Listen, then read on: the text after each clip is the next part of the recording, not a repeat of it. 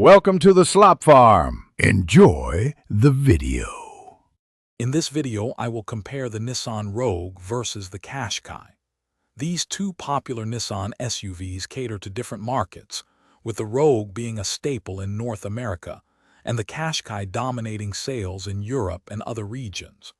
While they share a family resemblance and compact SUV classification, their distinct market focus leads to key differences we will explore.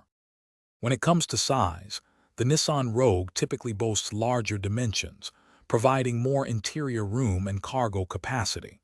For instance, the Rogue offers up to 2,098 liters of cargo space with its rear seats folded, compared to the Qashqai's 1,730 liters.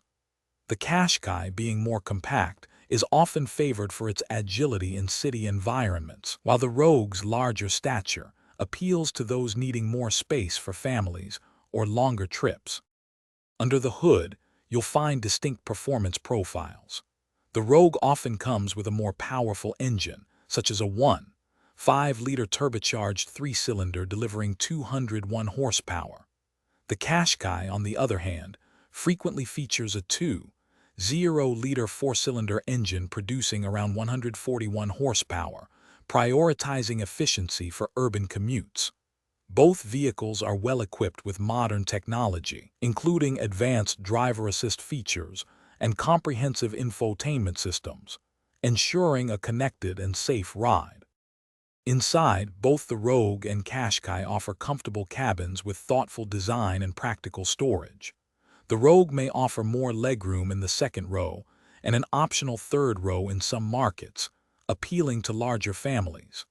The Qashqai provides a refined interior, well-suited for city commuters. The overall value proposition for each SUV is influenced by regional pricing, available trim levels, and specific feature sets. For more great deals and to find the link for those leak-proof meal prep containers, check out the description below. Thanks for watching. Consider subscribing if we helped you today.